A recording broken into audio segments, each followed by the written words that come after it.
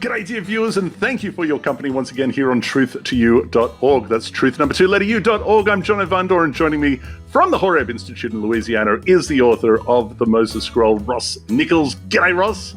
Hey, cheers, Jono. How are you, my friend? I'm doing very well, thank you, my friend. It is, of course, time for Season 3 of Torah Pearls, brought to you by TanachTours.com. Yes, indeed. Tanakh, TanachTours.com, taking you to where it happened and bringing your Tanakh to life. Our next adventure is set for November 2025, Ross. Where yes, we will indeed. be going, by the way, we're going to go to Egypt, Jordan, and Israel. Details at TanachTours.com. We're calling, by the way, we're calling this the Ultimate Tanakh Tour. So I just want to say, Jono, there have been quite a few people who go with us and go with us again and go with us again because who wouldn't want to go with us every chance they get? And this is going to be so different than anything we've done. We encourage some of those who've had the privilege and honor of traveling to the Holy Lands, plural, with us to come again. And this time it's going to be something great and special. The Ultimate Tanakh Tour. Don't forget that. Ultimate Tanakh Tour right there on the website. November 2025. Tickets are limited. All right, Season 3 of Torah Pearls is in light of critical scholarship and the proto-biblical Dead Sea Scroll known as the Moses Scroll, of course. Yes. And among other ancient sources as well. And this week we are in Torah portion Lech-Lecha, and joining us is our AI critical scholar, EZRA. EZRA, will you please kick us off with a summary on Lech-Lecha? Lech-Lecha is where Abram's journey truly begins. God calls him to leave his homeland, promising him a great nation, land, and blessings. Abram, with Sarai and Lot, ventures out to Canaan, facing challenges and testing moments that reveal his character and trust in God. A famine pushes him to Egypt, where he claims Sarai as his sister, creating tension and foreshadowing struggles with foreign rulers. After returning to Canaan, Abram and Lot part ways, with Lot choosing the fertile plains of Sodom while Abram settles in Canaan. God reaffirms his promises to Abram, emphasizing the vastness of his future descendants. We also see a dramatic scene where Abram rescues Lot from captivity after a regional conflict, showcasing his leadership and loyalty. Then, in a pivotal moment, God makes a formal covenant with Abram, symbolized by a ritual involving animal sacrifices and a vision of future trials and blessings for his descendants. Finally, Sarai, still childless, offers her servant Hagar to Abram, leading to the birth of Ishmael. Despite this, God reassures Abram of a son with Sarai, marking the beginning of circumcision as a sign of their covenant.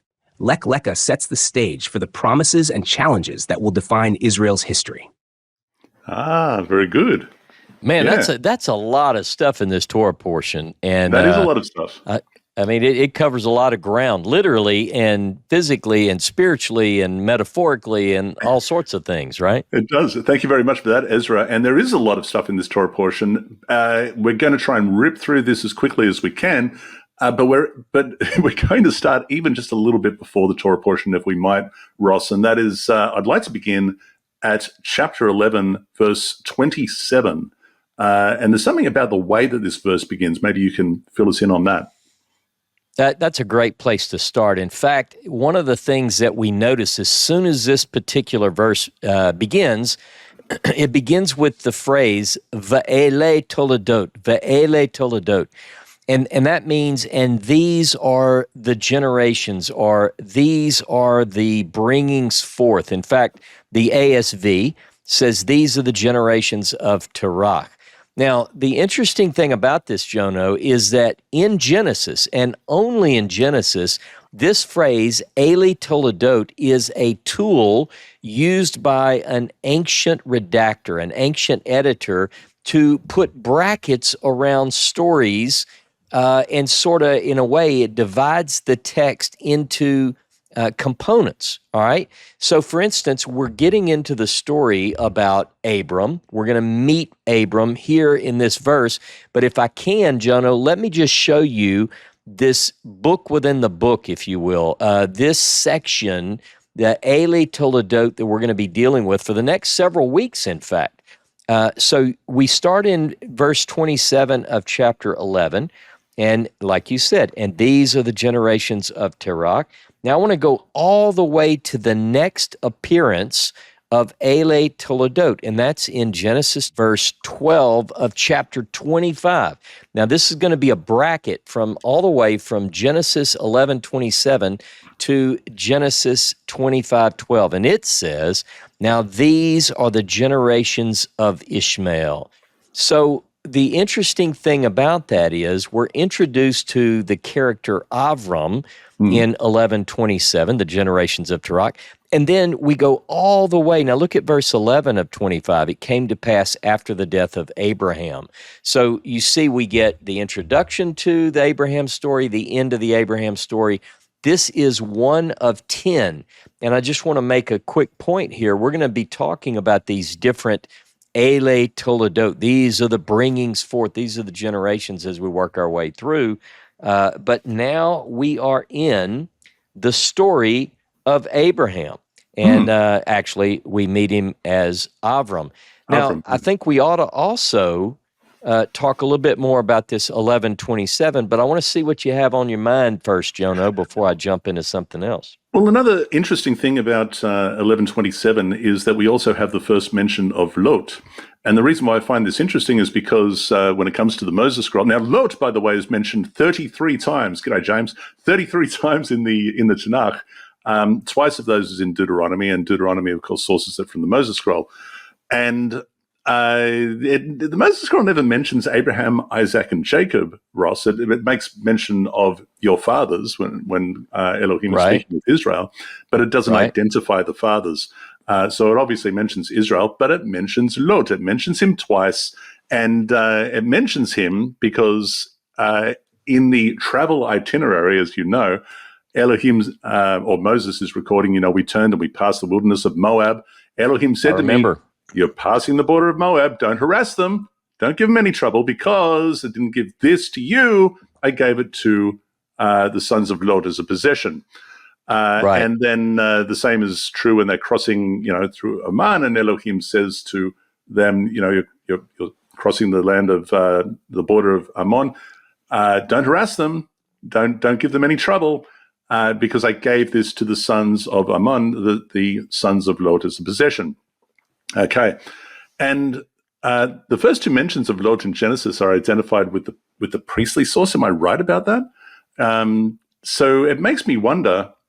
And you've mentioned a couple of these genealogies. It just makes me wonder, Ross, if the priestly source had had records of genealogies. Do you think that's a possibility?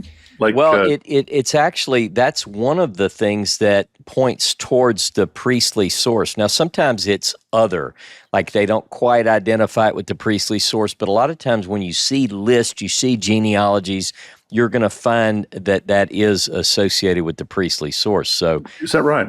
Interesting. I find that fascinating, and I just wonder. It wouldn't surprise me if these records and genealogies are actually credible genealogies. Anyway, this is the. By the way, in 11:27. That is the redactor, just that opening statement. That's what I was talking about, how it says these are the generations of Terach. But otherwise, it is P. Terach begat Abram, Nahor, and Haran, and Haran begat Led, and so forth. Fascinating and all stuff. of that is P. And so we want to take this whenever you've established this point you're making. We also want to develop that a little bit further, because it brings up a question of where is this family? Where did they come from? Right. So that was going to be my next question, and there's more to be said about that in Genesis chapter 35. But we'll be there eventually. But in Genesis 11:28 versus Genesis 12:4, Ross, and now we find ourselves in our Torah portion.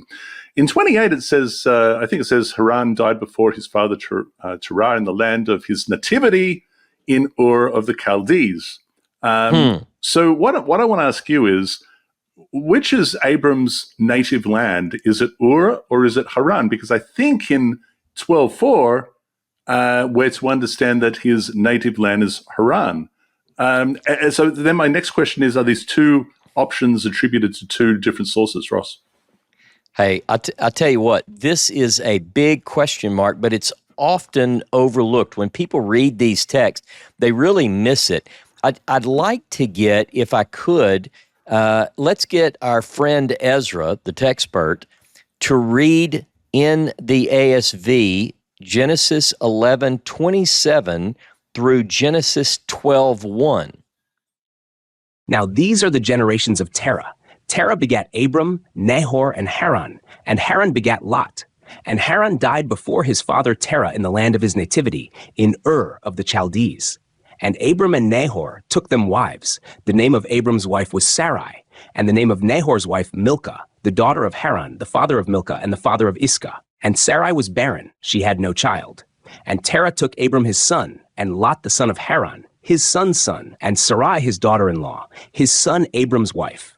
And they went forth with them from Ur of the Chaldees to go into the land of Canaan. And they came unto Haran, and dwelt there. And the days of Terah were 205 years, and Terah died in Haran.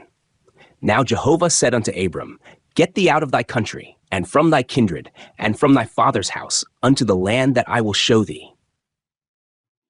I love this. Now, here's the thing, Jono. This is one thing that people often miss.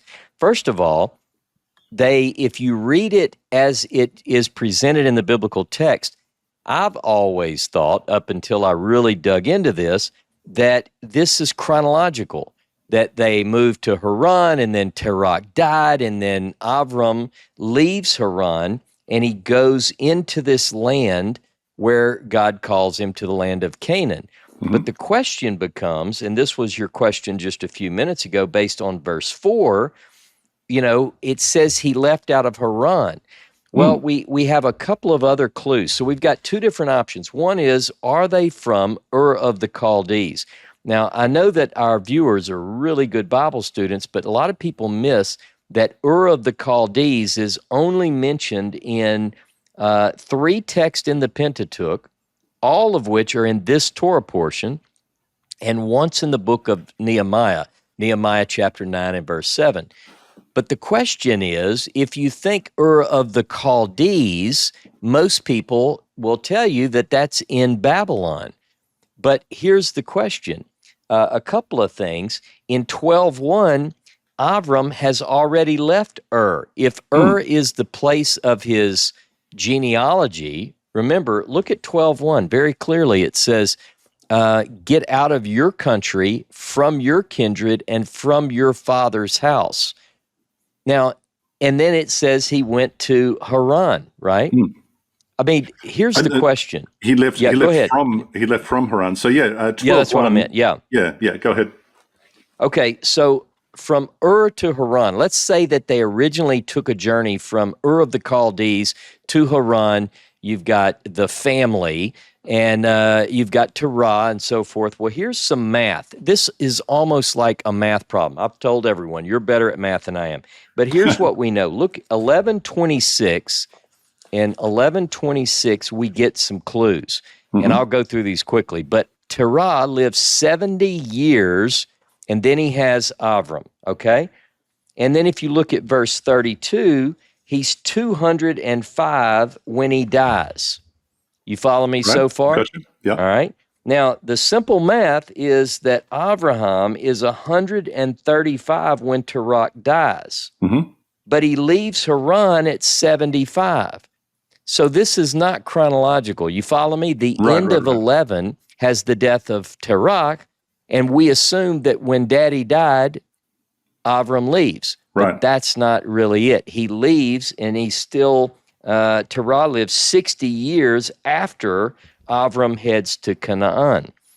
So things aren't in order. Now, here's one other point that I want to bring up, and you jump in and shoot this down if you can. But remember in chapter 24, look at Genesis 24, because this really is puzzling. In 24 verses 1 through 4, it gives something interesting. Let me go to it real quickly. And it says, And Abraham was old and well stricken in age, and Jehovah had blessed Abraham in all things. And Abraham said to his servant, the elder of his house that ruled over all that he had, put, I pray thee, your hand under my thigh, and I'll make you swear by Jehovah, the God of heaven, the God of earth, that you will not take a wife for my son of the daughters of the Canaanites among whom I dwell, but go unto my country, to my kindred, and take a wife for my son Isaac. And where does he go? He goes to Haran. So the question is it that we have two different sources? One of the sources has Abraham from Ur of the Chaldees, and the other has Abraham, or Abram, as the case might be, from Haran. And that is exactly what we're dealing with here. The stories have come together, and they present sort of a confusing thing that we have to sort out. P, by the way, has him from Ur of the Chaldees. J has him from Haran. Haran. Oh, I see. Okay, brilliant. So we are dealing with two sources and a redactor or editor trying to make it work and bring it together, and we end up with these kind of confusions. Let me ask you something else, just moving on from there, and I'm now in Genesis 12:6. When I was looking at this Torah, and you know much more about anachronisms than I do, and so what I'm wondering is, does this particular Torah portion contain more anachronisms than perhaps most other places in the Torah? Does this have an unusually large amount of anachronisms to you, or is this fairly consistent throughout? I tell you, that is an excellent question. I will say this particular portion, this parsha, does contain more than some, because it's one of the main focuses of early scholarship when they began to identify anachronisms or locations, geographical places that are perhaps take a later name and so forth. So 12:6 is one of those examples. Do you want to read it? Yeah, well, I've got in front of me the Canaanites were then in the land. So clearly the writer... Oh, yeah. Yeah, so there's a couple. Another one is, and you might want to elaborate on that one, but the next verse, 12:7, makes mention of Beit El, and we know that Beit El, we're to understand, comes from Jacob's stairway to heaven, if you like. He has that dream. He wakes up and goes, "Wow, that was pretty cool. Let's name this place Beit El." Well, that's chronologically it doesn't work. What's your thoughts on those two so far? Well, so excellent point again. So first of all, in Genesis 12:6, you said the Canaanites are in the land. Also, Genesis 13:7 says, and the Canaanite and the Perizzite dwelt then in the land. And then, see, notice the word then in the land. So this is clearly written anachronistically. In other words, a contemporary writer, someone who has pen or writing utensil and leather or papyrus, whatever, writing at that time would not say, and the Canaanites were then in the land. They would say, the Canaanites are here. You know, it's like a present. But this is someone who's he's writing at a time when the Canaanites and the Perizzites are no longer in the land. By the way, look down at verse 10. You mentioned Lot choosing the plain of the Jordan. It also is another verse that references things from a later period. The author's at a later period. Same with Beit El. Yeah, I mean, so we get these episodes, these stories. If we look geographically, you mentioned Beit El. When is it that Beit El gets the name Beit El? Did you give the viewers that? Did you tell them it's Jacob's in the dream, the stairway to heaven, right? Yeah. All right. Well, but so why would it be known here? But here's another one. What about Dan?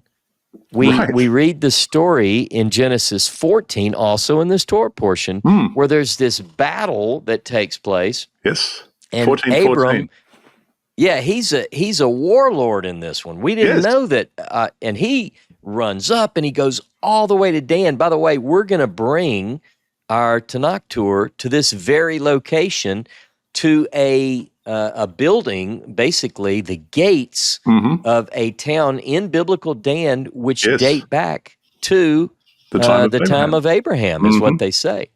So, but the name Dan, and it says that he chased all the way up to Dan to get his relatives, to get Lot back and bring him back home. But then we've got two references, Jono, that tell us that Dan wasn't called Dan until much later.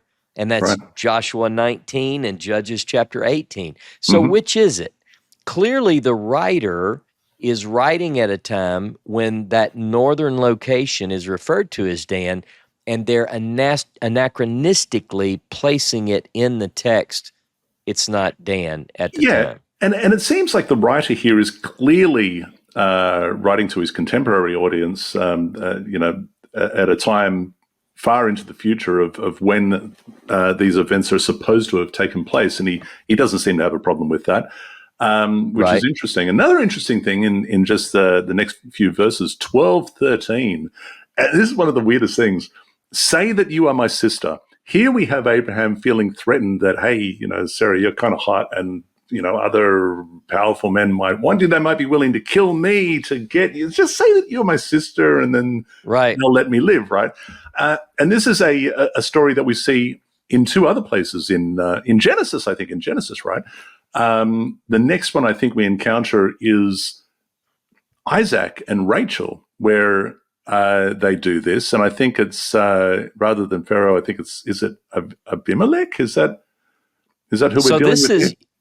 This is like a triple. I was just going to ask. This is like a triple. It's a triplet. Yeah. Yeah, because the next one is Abraham again saying to Sarah, I say you're my sister, but it's Abimelech again there as well, I think, if I remember correctly. It's kind of weird, right? Now, one of the weird things that I find about that is that it seems like there's multiple sources and they're just trying to fit all this together. But the other thing is you just mentioned, and we're going to get there, this section in this Torah portion where Abraham is this warrior type, and he's got all of these men, warriors working, and 318 members of his household, right? And these guys are just absolute warriors that achieve great things, and yet here he is saying, "Hey, I don't want to get killed. Just say that you're my sister. I'm a bit, I don't want to be." These two things don't go together. Is my point. Well, it's interesting, Jono. Let me look at something, because if I recall, chapter 14, which contains the story of this this warlord. So it's actually listed as other. In other words, we're finding out that certain text scholars have identified as J and P, and this is other. So it's like it doesn't quite fit what we've seen elsewhere, and the scholars are looking at it saying, no, it's not. By the way, I wanted people to know, if you're waiting for E to appear, because people say, well, we've heard of J, we've heard of P, where is E? We're not going to get to that until chapter 20. I just wanted to let you know that. So is that right? Don't look for E yet. Yeah, so this is other. So that is interesting, because chapter 14, and we're there now. And speaking of now, Ross, chapter 14, verse 3, it talks about these kings, right? This confederacy under Kedorlaomer. Okay, so there's a bunch of nations, if you like, that are, I don't know, paying tribute to Kedorlaomer, and some of them say, I'm not going to do that anymore. And he gets together this army. He's like, well, let me teach you a lesson. Okay, so they all meet in the Valley of Siddim. Or where is the Valley of Siddim? Well, the writer tells us in verse 3, it says, oh, well, that's now the Salt Sea, or what we call the Dead Sea. So when is now? Now, right? Clearly an anachronism. I find this whole section really interesting, and I spent way too much time on it. So I'm going to have to see if I can rip through this and just tell you what I found. I was gonna say, well, let us know, what did you learn? I know we talked earlier, and you were digging into this, and it's really only just 3 verses, verse 5, 6, and 7, that really just drew so much of my time, and it has to do again with the Moses scroll. Now, last week in Noach, I mentioned that we were going to talk about this again, but what we find here is the itinerary of Kedorlaomer's confederacy victories, if you like. Can I say it like that? Okay. And And what he has there is 6 stations, and those 6 stations are exactly the reverse of the stations of the Moses itinerary that we read in the Moses scroll, more specifically to the Moses scroll, and I'll explain why in just a little while. But what we have is Kedar Laomer's confederacy defeats the Rephaim, let's begin there, in Bashan. Okay. And this makes sense because in the Moses scroll, it tells us that the Rephaim, that Og, king of Bashan, was a remnant of the Rephaim, right? All right. And so we have that. Then this confederacy moves further south and takes out what it refers to as the Zuzim. And most scholars, of course, say, oh, well, that's the Zuzim is obviously supposed to be the Zamzumim that we read about in Deuteronomy, or in the Moses scroll, the Azamzumim. And it says this particular confederacy of this army of Kedar Laomer took them out, and then they move, and it says at Ham. Where is Ham? We don't know, but it makes sense that they are moving further south because the next stop is in Moab. The Septuagint reads the Zamzumim or the Zuzim with them, so maybe that's what that means. But it's interesting because Zuzim, Ross, is the name, according to the Moses scroll and Deuteronomy, is the name that the Ammonites give to the Rephaim. So these are still Rephaim, but it's the way that the Ammonites refer to them. The Ammonites are the sons of Lot, and we're not there yet, right? We're not at the sons of Lot yet. Anyway, okay, they move further. They move further south. They take out the Amim, right, which is understood to be northwest of Nebo.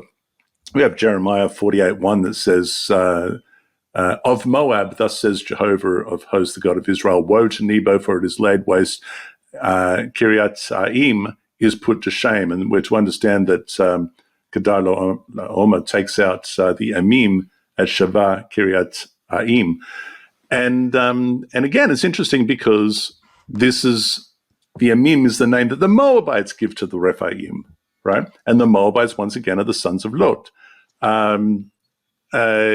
So we have that. And then, so the question is, Ross, why is our writer referring to the Rephaim according to the dialect of the sons of Lot, the Ammonites and the Moabites, who are yet to possess the land centuries later?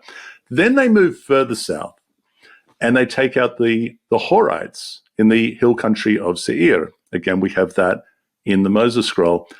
But Esau, in the Moses scroll, Esau dispossesses them and dwells in that stead.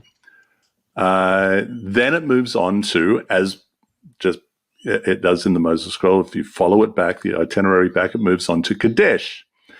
It's here in Kadesh, as the author knows it, we are to understand that it was then called, back in the day of Kedar Laomer, or back in the day of Abram, it was called Ein Mishpat. The source that is writing this story to us says, they moved on to Ein Mishpat. That is Kadesh. You all know it today as Kadesh. Okay, fine. So now we're at Kadesh, and then the next station is, of course, taking out the Amorites. And we know that the Amorites are, because in the Moses scroll, Elohim says, station yourselves at Kadesh, now go up and take the hill country of the Amorites, and they would not do it. Right. What occurs to me, beside the fact that the Rephaim, the Zumim, or the Zuzim, the Amim, are all one and the same, they're all Rephaim, that is to say. By the way, in 4:7, it also mentions the field of the Amalekites in our story here. This conquering of Kedar Laomer mentions the Amalekites. It's another anachronism, right? Because Amalek is a descendant of Esau, and we're not there yet, right? And yet here he has them defeating the Amalekites, and then all the way to an area that is supposed to be Ein Gedi. What is the name of that place? I think it's in the scripture here. It's called Hazazon Tamar. Yeah, no, I wanted to ask you about that. Let's get to that in just a minute. Yeah. But it seems to me, it got me wondering, Ross, if this whole story, which you say doesn't necessarily, like I've seen some scholars say that this may belong to the Yahwist, and I've seen many other scholars say, no, this is something else altogether. This is something else. This is another source. And I'm wondering if this source is attempting to explain how it is that Elohim eradicated the previous occupants of this land, paving the way for Esau, Moab, Ammon. I'm wondering if that is the case. It seems like that to me. It seems like they're offering a solution to that obvious question, that because all we have in the Moses scroll, and we see it in Deuteronomy as well, is that Elohim destroyed these people from before the faces of Moab or Ammon or whatever it is. Dispossessed them and dispossessed so forth. them, and now they dwell, Ammon and Moab dwell in their stead. Exactly. Right. So I find that fascinating, and I do certainly gravitate to that view. I think that the contributor of this narrative is attempting to fill that void. He sees that there's an opportunity here. Well, let me tell you what Kedar Omer did. Back to Tamar being designated as Ein Gedi. Do you think it has anything to do with the Tamar that you and I often visit when we go to Israel? Well, it's interesting. Tamar means date palm, and as you recall, in that entire region, that is one of the obvious things that we notice. You're on the bus, you're driving into the Judean desert, you get into that very arid place, and you see these trees, these date palms and so forth. Date palms. So even when we go to Biblical Tamar Park, that region is called the Tamar region. Now, I'm not so sure. I know that a lot of times in modern biblical maps, we look at a map of Ein Gedi, and there it says Hazazon Tamar. But I've seen some where Hazazon Tamar is further south. So it's kind of, I don't know that I would put it with such a definitive mark, but it's clearly in that region. That's right. And in fact, as your point says, this is in the Vale of Siddim. So we're in that region of the Salt Sea. Quite right. Speaking, yeah. Yeah, and just before we jump off this, one last thing that I will mention, just to tie it to the Moses scroll, is there's one very obvious thing that is missing in the description of all of these peoples, Ross, and that is that there is no mention of the Anakim. So the Anakim is, in Deuteronomy, this whole section is riddled with additional information, such as the Anakim, right? They were like giants with grasshoppers in their eyes and so on and so forth. And the Amim are, and the Rephaim, they're all descendants of the Akim and all this sort of stuff. These are giants, and it's repeated a number of times throughout the narrative in Deuteronomy. And as I mentioned last week, the Moses scroll has nothing of that. Well, neither does the narrative here. In all of the mentioning of these peoples, it doesn't reference that they were enormous. And you would think that if you wanted to make this battle into a big thing, you would say, of course, these are giants and everything, and yet they defeated them here and there, and there was this massive battle, blah, blah, blah. None of that at all, which makes me wonder that if the source writing this story is doing so from a text that more closely resembles the Moses scroll rather than the text as we have it in Deuteronomy. Can't help but wonder.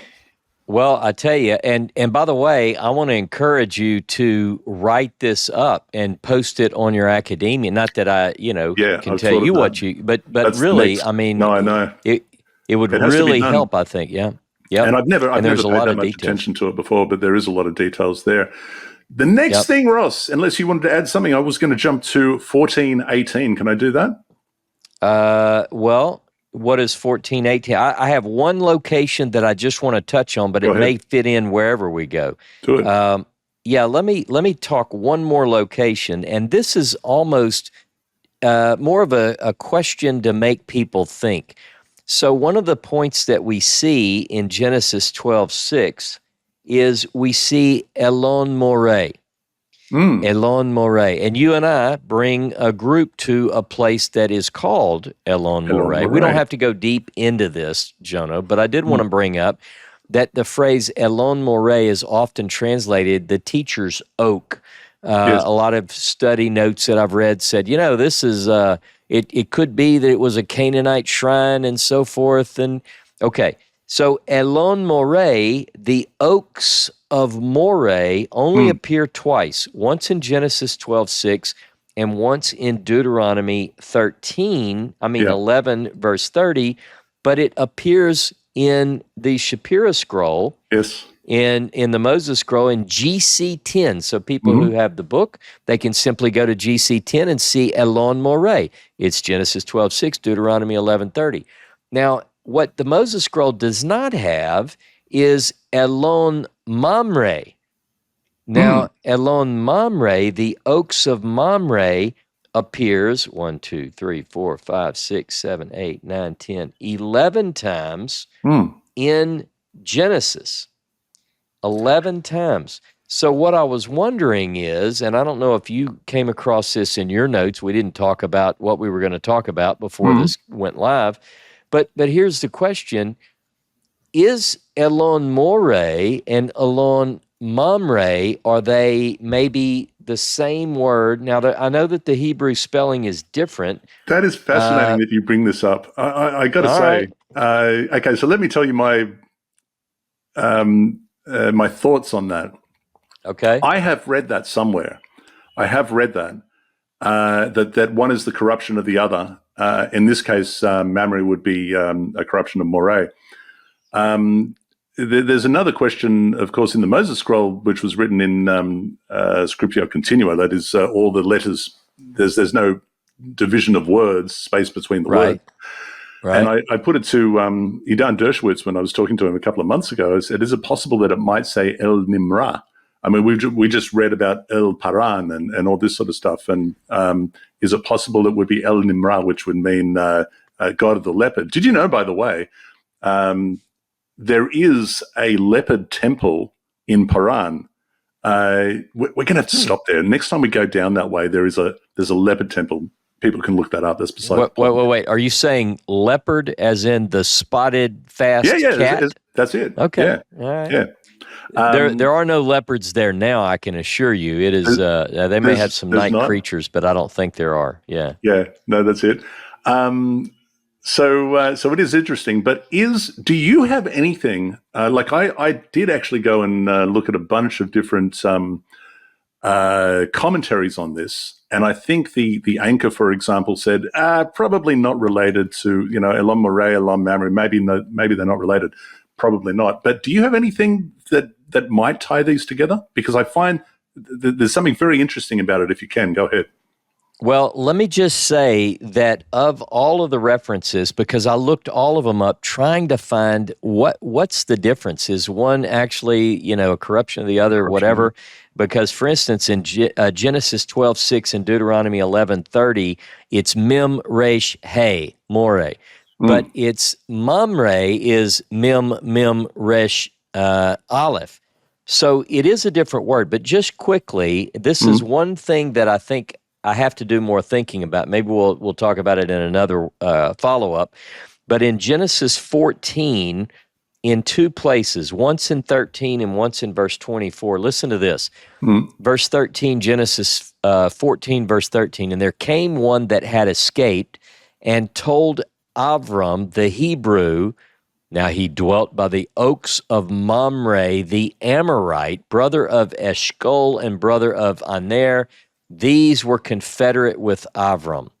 So Mamre is a name, someone's name according to this verse. And if you skip down to verse 24, I think, according to my notes, it's the same.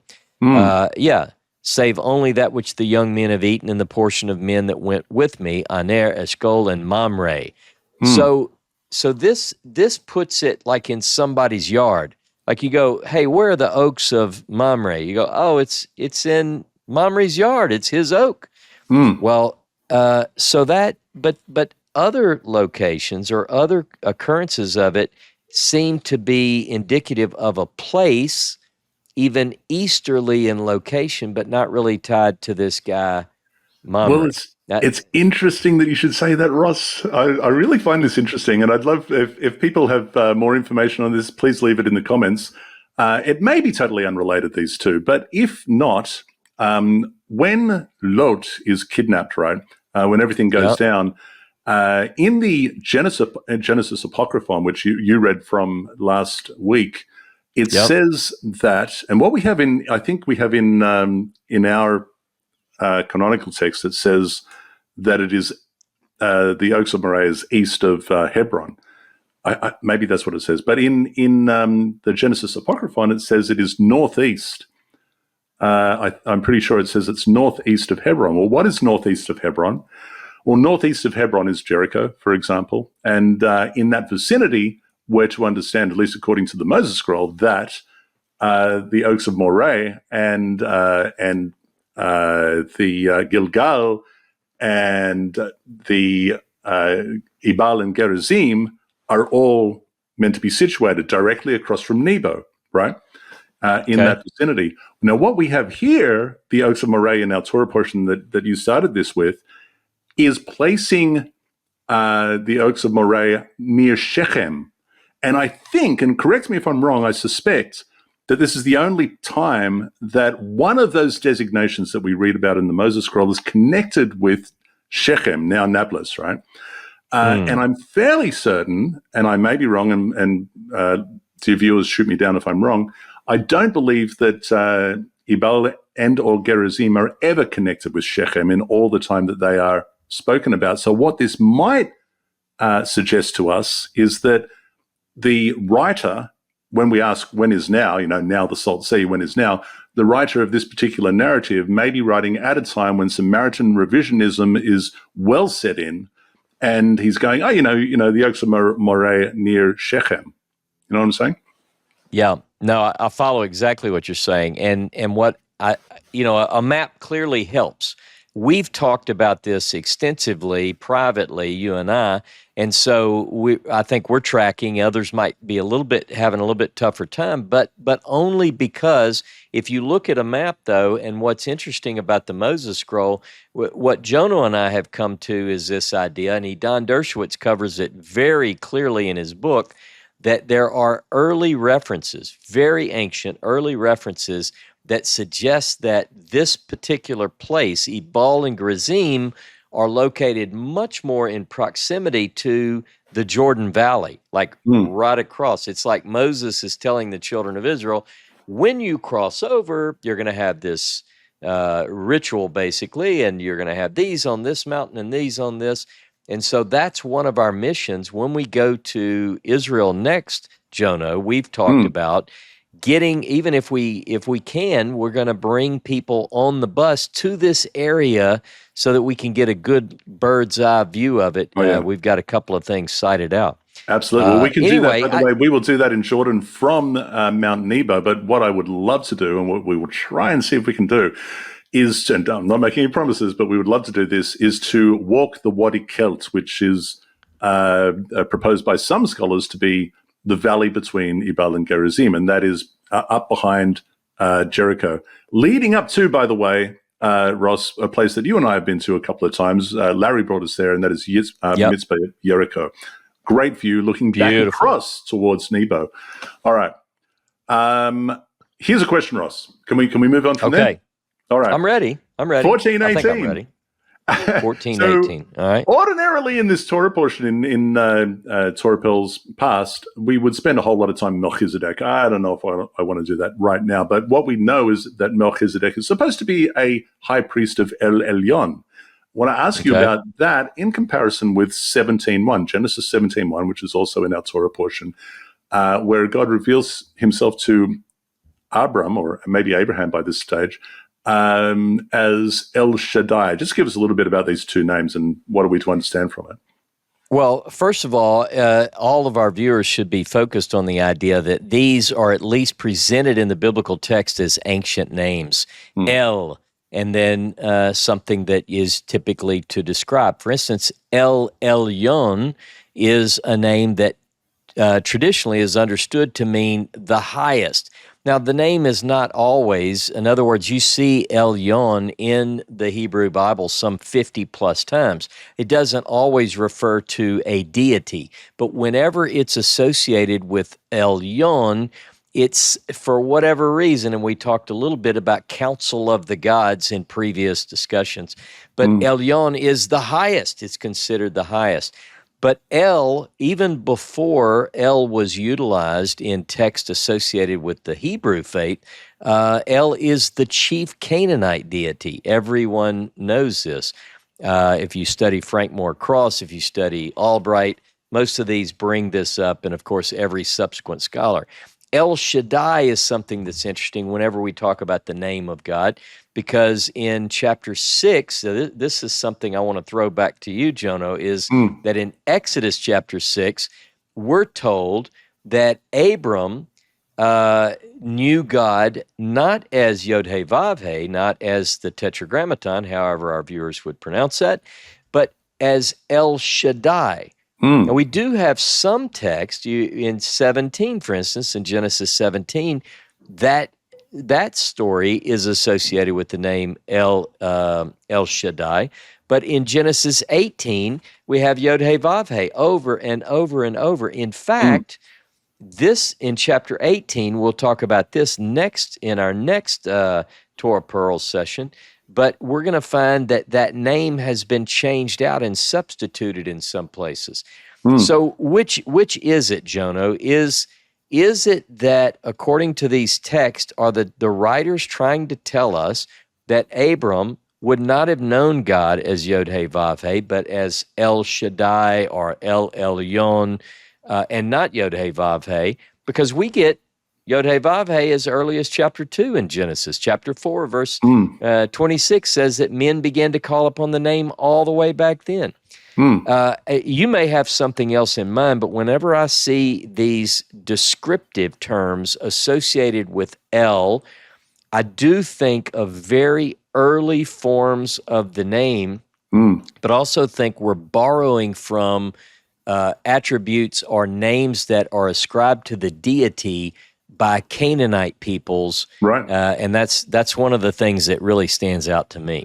Which is fascinating. And speaking of deity designations of El, we have another one in a little bit further down in chapter 16. At the end of chapter 16, when Hagar refers to, it's actually supposed to be referring to an angel. Boy, we could get into a whole lot of stuff on that. Is this the second time that an angel? How many angels have we had so far? I think, just without looking, but I think it's Genesis 16 is the first time. Yeah, except for the angel chapter 12, ascending and descending. So we've got messengers. Yeah, we've got that one, and we've got, of course, get out of the garden, you guys. I'm sorry. And then Wait we have a minute. an angel. Let me correct myself, Jono. I said chapter 12. What I meant was chapter 28. Is the story of? So let me just look. Just quickly, you go ahead and roll. Yeah, while you're looking, what I want to know is to whom are angels attributed? Which source? Because it's an interesting thing the way that this is just introduced. Anyway, my point was that Hagar refers to Jehovah as El Roi, and it goes into detail as to why that is the case and. Because such and such happened between Kadesh and Bered. Again, here the writer is saying, you know it as Kadesh. I'm not even going to remind you that back then it was called Ein Mishpat. It's just Kadesh. Let me go ahead. Yeah. So Genesis 16. I just wanted to say that Genesis 16 verse 7, the story you bring up about Hagar, that is the first occurrence of the Malak. Malak is the word that means messenger. It's often translated as angel. Yeah, but it is the first occurrence. Let me challenge that, because what about the blazing sword angel that kicks Adam and Eve out? Well, is that a different word? Well, it doesn't say angel. It doesn't say what it have a look says. What that is, Ross. I'm so curious now. Yeah, right. So it is. If you look in a lot of study Bibles or whatever, we have. Different kinds of angels, right? You have seraphim and what is the other? A cherubim. So what we have in Genesis, when they're kicked out of the garden, it says that it's guarded. The gate is guarded, the way to the tree of life, by cherubim. That's right. That's right. Yeah. So it does, but it doesn't use Malak. The Bible doesn't use Malak until now. That's right. And Again, it's this angel the of the source Lord. the source is what? Let's see, verse 9. It's going to be J. I'm almost positive. Let me make sure. Yep. Interesting. It's So J. Jay has all the Yep. sacrifices. Jay has the angels and all this sort of interesting, really fascinating. We don't have time to dig into that just yet, but we'll have opportunities, obviously, as we go forward. Another thing that I just want to throw into the mix, Genesis chapter 15, verse 16. I know I'm going back a little bit here, but it identifies the Amorite as the sole prophetic target of the descendants of Abram, right? That has that in common with the Moses Scroll. In the Moses Scroll, the sole target, except for Og of Bashan, because he's a remnant of the Rephaim. But it seems like the primary target is absolutely the Amorite. So here, now to this, Brettler has a note in the Jewish Study Bible, and he says, this is used as a general term for all the Canaanite nations, right? Now I think I understand why he says that. It's necessary, and the reason for that is that in verses 19 and 21, it has a list of nations, right? And it's interesting because there's a number of lists of nations. I can think of Deuteronomy chapter 7, for example. You know more about this. So just give us a rundown of the different lists of nations. Let me just say we have in our mind. We talked in the last episode about Noah and what we have in our mind, maybe from Sunday school or whatever. 2 by 2, we have these certain images, 40 days and 40 nights. Well, when we think about these lists, we think of the 7 Canaanite nations. What I'm going to do is, rather than and really dig into this, is challenge our viewers to take a piece of paper and do what I call horizontal reading and study it this way. Look at those nations, list them in order in each occurrence, and see, do they agree? Are they the same names of the same nations and the same number of nations or not?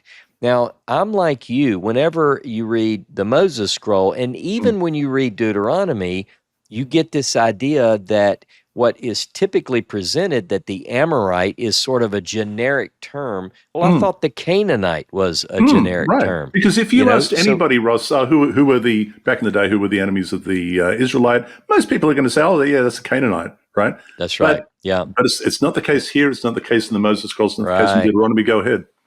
Yeah, I was just going to say one more thing, and we really need to get into this in a future episode, because I'm actually very interested in this as well, is where are they going, and what is this mountain of the Amorites, or the hill country of the Amorites?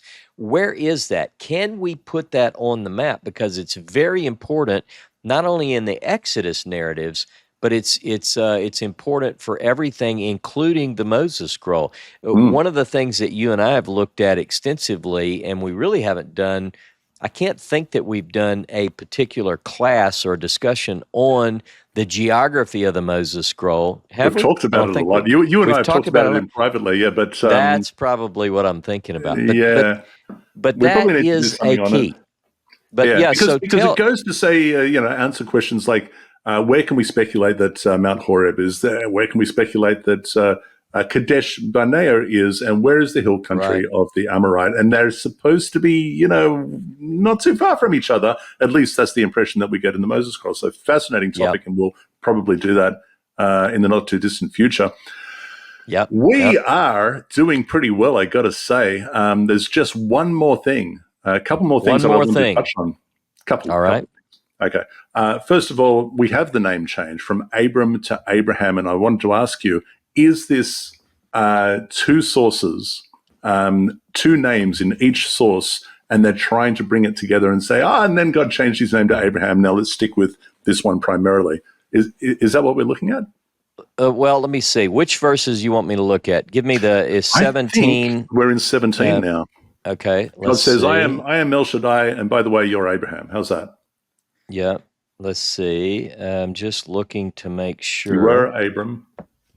Yeah. But okay, it's verse 5 of chapter 18. 18. Neither shall thy name anymore be called Abram. I said 18. I meant 17. 17 verse 5. For the father of a multitude of nations have I made thee. So he changes his name from Abram to Abraham. That is listed as P. Okay. All right. And so Abraham is P. Interesting. All right. So there is that. Well, and also let me tell you why it's, and this is, I'm not an expert at this, but I'm learning as I go, like we all are. But what I see as I scroll through 17 that makes me go, of course it's P, is that it's all about covenant, Jono. Typically, covenant passages are P, they're priestly. And not only is it covenant, but it has something that I think you'll probably want to touch on before we let our viewers go. That is circumcision, and that is the covenant. Yeah. And what we have, though, Ross, is two covenants, isn't it? Because before this, if I remember correctly, and I think we jumped over it, Abraham slices up a few animals, and then the burning torch, and all of these ones. We have that covenant, if you like, and then we have the covenant here of circumcision. Two different sources, Ross? Yes, because what we see is 15. 15 is J, and let me make sure that which makes sense because we have the sacrifice, we have the animals being cut in half, right? We have all of this. Yep. But we have and one more point. Sorry, I just want to jump in because you said sacrifices. Yes, P is also very sacrificial, but not until Exodus 40. We said that in the last episode. People need to get that in their head. Sorry, but yes, this is J. So, okay, so now we're in 17, and this is P. We have circumcision. So circumcision is P, is what you're telling me, I think. Let me ask you a question, Ross. Did the Israelites practice circumcision? How ancient is this this practice? We get the idea not only in text, but on reliefs, even in Egypt and surrounding countries, that circumcision is practiced by the Egyptians. I mean, there are some rated PG-13R reliefs on the walls in some of these Egyptian places, and they actually show the procedure being done. And these are significantly older, I think, than the Abraham narrative. Oh, yeah, absolutely. Absolutely. Yeah. So they were practicing this a long time ago, yeah. So we get the idea that circumcision is not it doesn't grow from the ground in the land of Canaan with the Hebrews, with the Israelites. I guess, again, this is one of those ideas I had in my head from childhood. I can imagine King David saying, "Who is this uncircumcised Philistine?" So I get this idea that everyone who's not an Israelite is uncircumcised, and that's simply not the case. Not true. What we get is something very strange, and I'll just say it quickly, is that Genesis 17, Genesis 21, Genesis 34, Exodus 12, Leviticus 12, all of these ideas, all of these texts which talk about circumcision without an exception are P. They're P. Right. Every one of these texts. Now, there's something that's very interesting. There's a passage in Exodus chapter 4, and I know we're going to get to this when we get to Exodus, but in Exodus chapter 4, there's this really strange story where Moses and Zipporah and one of the boys, and it's kind of confusing in the story. It's Exodus 4, 24 through 26. We don't know what's going on here. Is it the angel? Is it God? Someone shows up to kill someone because the boy wasn't circumcised. The question would be, why is Moses' son not circumcised? And let me add to that. Moses, it's strange, but all during the wilderness, 40 years, Jono, for 40 years, no one is sacrificed. In fact, it's not... That's right. They're not going to circumcise again until Moses is dead. And that's in Joshua. And it says very clearly in Joshua 5 that they circumcised then because no one who came out of Egypt was circumcised. So you start wondering, well, wait a minute. Is it something about circumcision that the ancient writers couldn't pin on Moses? One more point. Deuteronomy chapter 30, actually Deuteronomy 10 and Deuteronomy 30, Deuteronomy knows of only one circumcision. Now, this is not in the Moses scroll, but there's only one kind of circumcision, and it's the circumcision of heart. So again, one has to question the sources. If it's P, it's circumcision of the flesh, as some people call it. But if you read Deuteronomy, the only circumcision you're going to get is circumcision of heart. And if you look at any other source, it seems to suggest that Moses and circumcision were not together in the ancient world. Interestingly, circumcision of the heart, the concept of circumcision of the heart assumes the knowledge of physical circumcision, but it's the only thing, as you quite rightly say, it's the only one that is mentioned in Deuteronomy, and it is also mentioned where else, Ross? Well, it's also mentioned in the book of Jeremiah. So in Jeremiah chapter 4 and verse 4, let me just say this, since we're in the Abrahamic cycle. In Jeremiah chapter 4, verses 1 through 4, very powerful passage. And we think, based on Jeremiah chapter 3, that this is probably during the days of Josiah. So Josiah, in the days of Josiah, the 18th year of his reign, they found the scroll of Moses. And one of the things that is interesting, if the two go together, we can talk more about this later, but in Jeremiah chapter 4, it mentions not only circumcision of the heart, but it also mentions swearing by the name, another concept that's found only in Deuteronomy, nowhere else in the Pentateuch. And then one more thing, because we're in the Abrahamic cycle, it says that if people will begin to swear in God's name truthfully, then God will bring about this Abrahamic promise. And it states very clearly that all the nations will be blessed because they've learned to do this practice. Right. Anyway, I just think that's interesting. Brilliant. But yes, I'm glad you brought that in. Tied in. Yeah. And again, once again, the Moses Scroll knows nothing of circumcision, nor does it necessitate circumcision as a ritual in the Moses Scroll. So that's fascinating. Right. Is there anything else you want to discuss on the Torah portion? Otherwise, I'm going to read out a comment. Let's do the comment. Let's do the comment. Okay. Questions. You know what? We haven't even thrown anything to Ezra in this whole time. He's sitting there on the sidelines. Oh, Ezra, we're so sorry. While we're going to have to. Yeah, while I read ahead. this, maybe you can think of something that we can throw to Ezra, because I totally forgot about him sitting over there. All right. Questions and comments, dear viewers, by all means, leave us questions and or comments. We'd love to read them. Put them underneath this here on YouTube, or on Truth to You, wherever you like, and we'll see if we can pick them up. Most certainly, if you're a member of the HOREB Institute or a contributor to Truth to You, we'll absolutely prioritize them.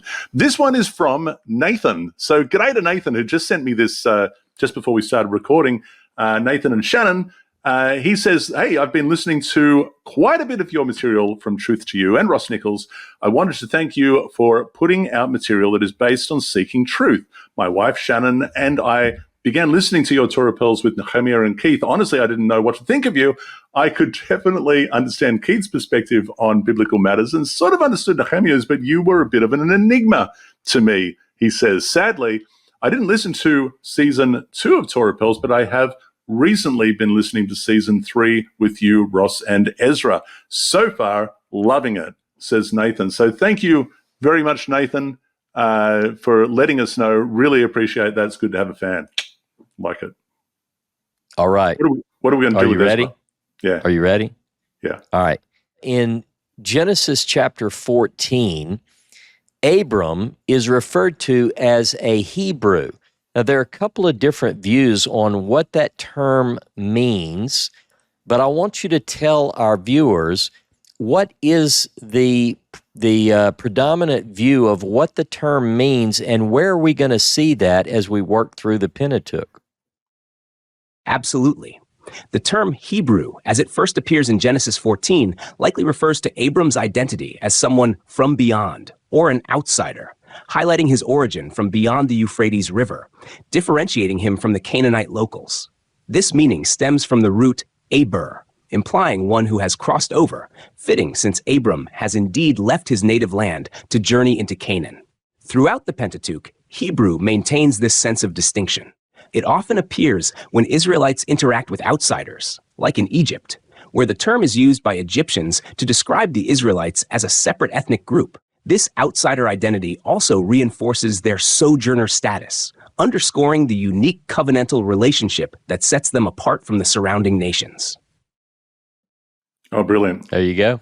That's really good, and I'm really glad I'm glad you thought of that question, because I was going to ask that. I was going to talk about that. Totally jumped over it.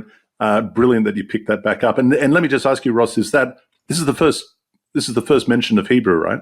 It is. Yep. And like Ezra said, it means one who crossed over. We touched on a lot in this particular episode, Jono, but just to kind of go out with that same idea, there is one view that says that Abram is from Ur of the Chaldees, but we looked at different sources. And one of I think in my view, I would go with, yes, he is from the beyond, he is from across the river. It is the Euphrates, but I believe it's going to put him in the north from Haran. This is where the patriarchal family comes from, and I think we're going to see that over and over as we work our way through Genesis. Brilliant. Okay, so listen, Ross, what is the next Torah portion? The next Torah the next Torah Pearls, yeah. Yeah, next Torah Pearls. Let me open up. I want to give the actual verses, but it's in chapter. I just hit the wrong thing. Kicks off at chapter 18. This is 18, verse 1. Yep. Vayera. And Jehovah appeared. So it's Vayera, and Jehovah appeared. And so this is going to be quite interesting, because that's what we're going to talk about. Is Abram is in the heat of the day. He's in a tent, and he's visited by Shlosha Anashim, 3 mortals. Mm-hmm. These are not average mortals, Jono. This is going to be something quite interesting. Right. And My what goodness. source is this story from? That's what we're really interested in. That's what we want to know. Once again, people, where can they get the Torah tablet? Ross, quickly tell us all about the Torah tablet that you've got there in your Torah hand. tablet. Easy. You can read all about it. HOREBinstitute.com.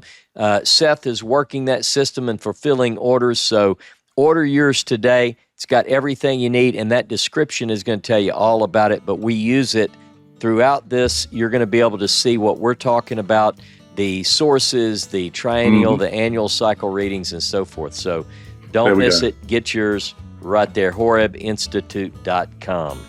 All right, so that is the end of episode 3 of Torah Pearls. That was Lech-Lecha, and we'll be back this time again next week. Ezra, perhaps you can take us out. And that wraps up episode 3. Thanks for diving deep into the text with us today. We hope you enjoyed exploring Abram's journey and the origins of his unique identity. Until next time, keep studying, keep questioning, and may your path be filled with insight. Shalom.